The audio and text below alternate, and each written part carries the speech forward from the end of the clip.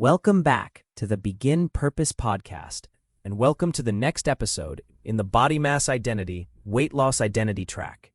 In our last episode, we talked about social visibility, the spotlight effect, and the way most of us dramatically overestimate how much other people are actually noticing us. You met Simone, who avoided her company's holiday party for 3 years, certain her body would be the subject of conversation the moment she walked in, and who discovered, the 1 year she finally went, that nothing happened. Nobody stared. The spotlight wasn't even on. We talked about visibility as a practice, not a performance. Something built in small, repeated doses, rather than one white-knuckled leap. And about what it's like when your body is visibly changing and the attention becomes real. Compliments and interrogations both. And how thank you is a complete sentence. Today, I want to continue that journey by moving from how you're seen to who's steering. This episode is called Health Agency, and it's about a question that can get quietly lost somewhere along the way. After enough programs, enough conflicting advice, enough appointments where you nodded and said, "Sounds good," without really weighing in. Whose decisions are these, really? Let's start with what this domain actually measures, because it's easy to misunderstand at first. Health agency isn't about willpower, and it isn't about being in charge of every detail of your own care. It measures something more specific. The degree to which you feel a sense of ownership, capability, and authorship over decisions related to your own health and body, as opposed to feeling like those decisions are simply happening to you, dictated by other people, by past failures, or by a kind of quiet resignation. Low health agency has a sound to it, and you may recognize it. It sounds like, "What's the point? Nothing works for me anyway." It sounds like, "I'll just do whatever the doctor says. I don't really have opinions about it." It sounds like, "I've given up trying to figure this out myself. I just wait for someone else to tell me what to do." Notice that none of those sentences are dramatic. They don't sound like a crisis. They sound like quiet compliance, and quiet compliance is easy to mistake for being easygoing, or low maintenance, or simply not the type of person who makes a fuss about their own care. But here's what I want you to hear clearly. That quiet compliance is usually not disinterest. It's usually exhaustion. It's a close cousin of the attempt fatigue we talked about back in episode 7, the math nobody does, the accumulated weight of every plan that was supposed to work and didn't. After enough disappointing attempts, after enough experts with conflicting advice, after enough experiences of trying to take charge of your own health and feeling like it didn't move the needle anyway, handing the decision-making over to someone else, or to no one at all, can start to feel like the only sustainable option left. It's not laziness. It's a nervous system that got tired of being disappointed by its own effort and found a quieter place to stand. She's 52, and by the time she started the body mass identity work, she had been through, by her own count, 6 different weight loss attempts over 20 years, some medically supervised, some not, 1 surgical consultation she'd backed out of, and finally, more recently, a GLP-1 medication prescribed by her doctor. When she was asked how involved she felt in her own care, she said something that stuck with the people working with her. "Involved? I just show up and do what I'm told. That's kind of the whole system, right? They know more than me. I stopped having opinions about my own body a long time ago." She wasn't being flip. She meant it. 20 years of trying and retrying had taught her, not that she was incapable, but that her own input didn't seem to matter much in the outcome. So eventually, she'd quietly stopped offering it. Here's the metaphor that tends to unlock this domain, and it's a simple one. Think of the difference between a passenger who has fallen asleep in the back seat of a car and a passenger who's awake, engaged, glancing at the map, occasionally saying, "Actually, can we try this route instead?"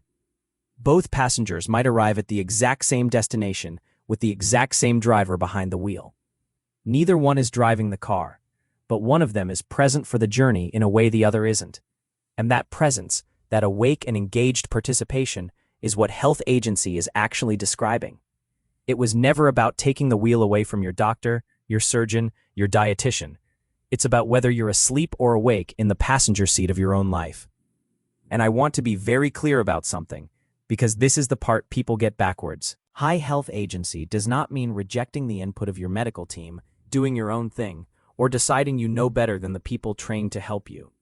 In fact, it's often the opposite. People with high health agency tend to make more use of professional support, not less, because agency includes the ability to seek out the right kind of help, to ask informed questions, and to remain an active participant in a decision rather than a passive recipient of one. Agency isn't the absence of a team, it's showing up for your seat on it. So what does building this actually look like in a life that's busy and tired and has been disappointed before? It starts small, the same way everything in this framework starts small.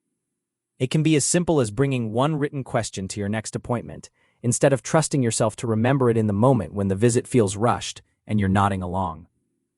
It can be tracking one single thing, not for the sake of collecting data for its own sake, but for the sake of noticing something about your own experience, and then bringing that observation into a conversation instead of keeping it to yourself. It can be saying, even just once, "Here's what I've noticed about how I feel when I do this," instead of waiting silently for someone else to hand you an instruction. Teresa's turning point, if you want to call it that, was almost embarrassingly small. At a follow-up appointment about her medication, she had noticed over the previous 2 weeks that she felt noticeably more nauseated on the days she took it in the morning rather than at night. She almost didn't mention it. It felt like a minor detail, the kind of thing she assumed her doctor already knew or didn't need to hear.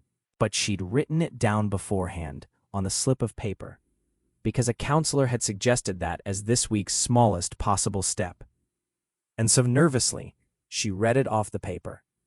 Her doctor's response surprised her. "That's really useful. Thank you for telling me. Let's try shifting the timing and see if that helps." Nothing dramatic happened. No one applauded. But Teresa described it afterward this way: "It was the first time in maybe 15 years that I said something about my own body in a doctor's office, and it actually changed something. I didn't know I'd stopped expecting that." That's the whole domain, really, living inside one small moment. Teresa didn't take over her own care. She didn't reject her doctor's expertise. She woke up in the passenger seat for about 30 seconds, said one true thing about her own experience, and the ride adjusted because of it. Now let's bring this into the middle of your journey, because if you're currently in the middle of a bariatric process, or on a GLP-1 medication, or navigating a lifestyle transformation with a whole team of people involved, this domain matters more right now than it will at almost any other point. This is a season with an unusual number of appointments, an unusual number of people with opinions about your body, and an unusual number of moments where it would be very easy to just nod, comply, and let the whole thing happen to you rather than with you. And I want to say clearly, identity management here sits alongside your medical and nutritional care, never instead of it. Nothing about building agency means questioning your team's expertise or going around their guidance. It means showing up inside that guidance as a participant instead of a passenger who's checked out. Practically, that might mean noticing one thing between now and your next appointment, and actually saying it out loud, even if it feels small or unscientific. It might mean writing one question on your phone the moment it occurs to you, so it survives until the appointment instead of evaporating the second a white coat walks in. It might mean noticing the sentence, "I don't really have opinions about this," the next time it forms in your head, and getting curious about whether that's true, or whether it's exhaustion talking, the way it was for Teresa for 20 years. If you can catch yourself explaining away your own silence, that's worth naming, gently, the way we've talked about naming patterns throughout this series, not as a character flaw, but as the residue of every time speaking up didn't seem to matter before. It matters now. You're allowed to be an author of this, even in a small font, even in the margins, alongside the people who know things you don't. So here is today's practice, and as always, it's the smallest possible version, sized to fit into a real, tired, busy life. Before your next appointment, or even just before the end of today, write down one thing. It can be a question you've been meaning to ask and kept putting off. It can be one observation about how you've been feeling, physically or otherwise, that you've been quietly sitting on. It doesn't have to be significant. It just has to be true, and it has to be yours. And as an appointment is coming up, bring that slip of paper with you, the way Teresa did, and say the thing on it out loud, even if your voice shakes a little. If no appointment is on the calendar right now, say it anyway, to yourself, out loud, or write it in a note you'll bring next time. The point isn't the appointment. The point is the moment of waking up in the passenger seat, even briefly, and reminding your own nervous system that your input still counts. If you do this today, whatever size you managed, that's a non-weight win, and the scale will never see it, but it counts. Thank you for joining me for this episode of the Begin Purpose podcast. In our next episode, we're going to look at the story you're currently telling yourself about where all of this is headed, what we call your future body narrative.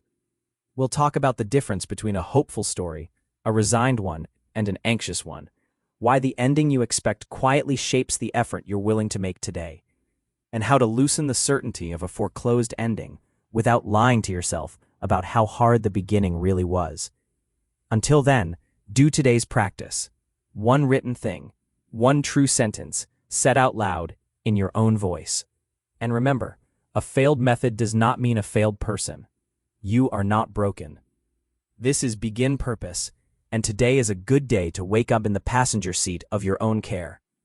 One quick note before you go. This podcast offers identity and self-reflection tools. It is not medical, psychological, or nutritional advice. Always work with your doctor, nutritionist, or licensed professional on decisions about your health, medications, or eating.